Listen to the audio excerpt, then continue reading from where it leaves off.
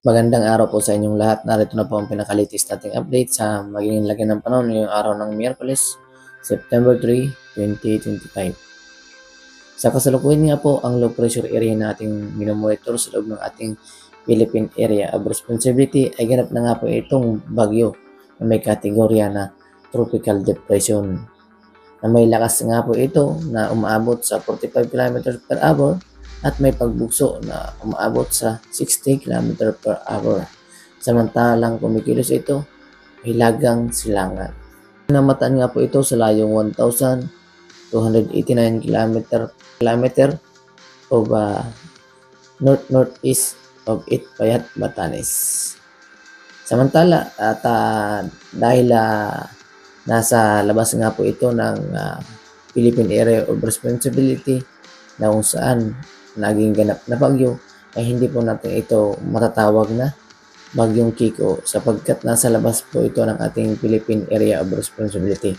Ngunit nagdadala nga po ito ng mga pag-ulan sa ating karagatan at mga thunderstorm na kung saan nga inaasahan natin na pagtaas ng alon sa ating karagatan, lalo na sa silangang bahagi ng ating bansa.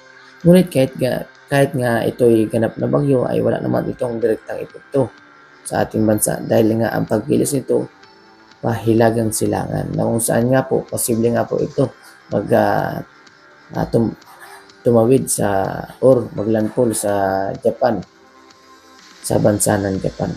So sa mga kababayan natin dyan sa Japan ay maging alerto pa rin po sa biglaang paglakas ng weather system. Samantala, para naman sa magiging lagay ng panahon sa ating bansa dahil sa hanging habagat patuloy pa rin na nakaka-apekto lalo na sa kanlurang bahagi ng bansa na kung saan inaasahan natin makakaranas pa rin ng maulap na papawirin at mga kalat-kalat na pag-ulan lalo na dito sa area ng Ilocos Norte, Abra, Ilocos Sur, La Union, Benguet, Pangasinan, Zambales, Bataan, Tarlac at yan pong mga nabanggit na lugar ay posible pa rin po makaranas ng maulap na papawirin at mga kalat-kalat na pag-ulan. Dulot nga po yan ng hanging habagat na kung saan nga po sa hilagang kanluran ng ating bansa lang na ito nakakapito or sa Luzon dahil bagya nga po itong tumaas yung pagkilos nitong hanging habagat. Samantala, para naman sa nalalabing bahagi ng ating bansa dahil sa inaasahan nga po natin na lumayo na ito sa landmass ang ating minomonitor na low pressure area kung saan ganap na nga pang bagyo sa labas ng ating par. So dito sa silangang bahagi ng Luzon ay inaasahan natin na magiging fair weather o bagyang magiging improve ang magiging lagay ng panahon lalo na sa area ng Cagayan Valley, Isabela, Nueva Vizcaya, Quirino, Aurora, Nueva Ecija, Bulacan, Quezon Province. Ang nabanggit na lugar posibleng makaranas ng improved weather dahil po sa bagyong paglayo na ng bagyong Sikiko na kung saan nga po nasa labas na ng ating Philippine Area of Responsibility.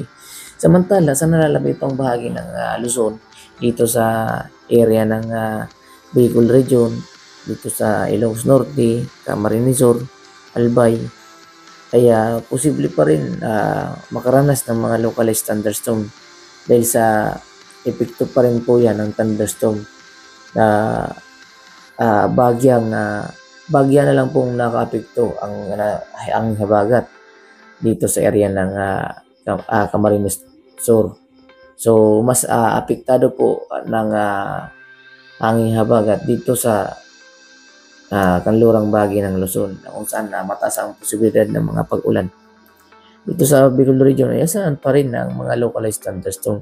So posible nga po rin yan makaranas na rin ng improved weather o maulap pa rin nagpapawirin, ngunit hindi gaano siya yung tuloy-tuloy na pag-ulan ang ating mararanasan. So partly to cloudy skies lang po ang ating mararanasan.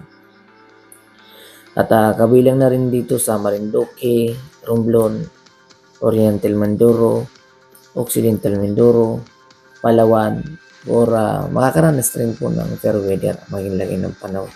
So bagyan na rin tayong mag-i-improve. Hindi katulad ng mga nakaraang araw ay po ang posibilidad o mga inaasahan natin na nakaranas ng mga pag-ulan, lalo na sa Palawan area, ay inaasahan natin magiging improve weather na maging lagi ng panahon.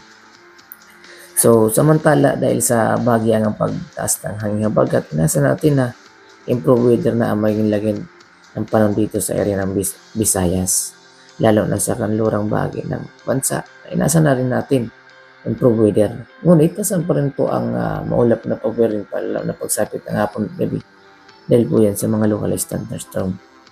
Ngunit pagsapit ng umaga nga po ay improve weather ang magiging lagi ng panahon lalo na dito sa area ng Antique, Aklan, Capiz, Iloilo, Guimaras, Negros Occidental, Negros Oriental, Cebu, Bohol, Biliran, Leyte, Northern Samar, Eastern Samar. So, mga nabanggit pong iyan ay possible na rin po makaranas ng magandang panahon. So, possible na rin makaranas ng araw na panahon at kabilang ang siguro sa makaranas na rin ng improve weather. At ngunit asahan pa rin po ang maulap na papurin pagsapit ng hapon at gabi. Ngunit mga isolated na lang po yan.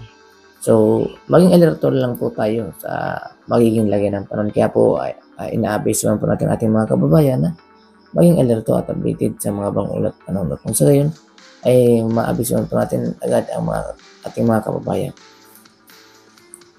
Para naman sa magiging lagay ng panahon sa Visayas, Mindanao, ay inaasahan po natin na magiging improve weather or magiging maliwalas na ang panahon. Dahil sa wala naman na tayong namamataan na masamang panahon or mga cloud cluster na lubhang mga kaapekto pa sa Mindanao. So sa area ng Tawi-Tawi, Sulu, Basilan, Zamboanga Peninsula, Northern Samar, Sorsogon, Davao Region, Caraga Region. So inaasahan na po natin yan makakaranas ng improve weather. Pagsapit po yan ng umaga. Ngunit pagsapit pa rin ng hapon at gabi, narayan pa rin po ang mga thunderstorm na nagbibigay ng maulap na papurin at kung ito ay mag-circulate ng mas mataas or magkumpulan, ay posible itong magbuhos ng pag-ulan at yan nga po yung tinatawag nating isolated or mga pulo-pulo lang po or kalat-kalat. So, pag-iingat na lang po tayo. So, improve weather po tayo sa maging lagay ng panahon dito sa area ng Visayas at Mindanao. Dahil sa wala naman na tayong naasahan pang maka-apekto na sa nasabing area. Samantala, dito naman sa Palawan, inaasahan din po natin na magiging maganda na rin ang panahon dahil nga po sa bagyang paghina na rin ng epekto dito sa area ng Palawan ang hangin habagat. Samantala, asahan pa rin po yung maulap na pabarin pagsapit ng hapon at gabi. Or partly lang po yung ating inaasahan dito sa area ng Palawan. So, improve weather na rin po ang ating inaasahan o magandang panahon na rin po ang ating inaasahan. Para naman po sa magiging lagi ng ating karagatan, sa kasalukuyan nga po, wala naman na tayo nakataas na gale warning sa ating baybayin dahil sa wala naman po tayo ng malakas na weather system ang makaka-apekto sa baybayin ng ating karagatan. Ngunit iba yung pag-iingat pa rin po sa nais pumalaot dahil inaasahan pa rin po natin na bagyang pagtaas or bagyang pagtaas ng alon dito sa silangang bahagi ng bansa. Ngunit malayo naman po ang ngunit yung tinatawag natin intensity, yung impact ng napakalakas, mayroon pa rin po yung current na magbibigay ng bagyang pagtaas ng alon. So, maging alerto lang po tayo. So, or maging handa. So, wala po tayong nakataas na gale warning. Malaya pa rin po makapaglalagay ang ating mga kababayan, mga isda, sa kahit anong baybay ng ating karagatan. At yan nga po ang pinaka-latest nating update sa magiging lagay ng ating panahon ngayong araw ng Miyerkules, September 3, 2025. Samantala, para na po sa mga karagdagang impormasyon, mangyari pong mag-subscribe sa aming YouTube channel para ma-notify po kayo at maabisuhan po namin kayo sa mga bagong ulat panahon na aming ilalabas. At huwag kaligtaang mag-share upang sa gayon marami po tayong maabiso ng mga kababayan, lalo na yung mga nangailangan ng update ukol sa mga pag-uulan na ating nararanasan. Dahil sa lubhang apektado nito ang ating mga kababayan na nasa mga mabababang lugar at mabundok na lugar. Dahil nga po dyan sa patuloy na pag-ulan. So maraming salamat sa inyong lahat and God bless us all guys. Ingat po tayong lahat. Bye for now.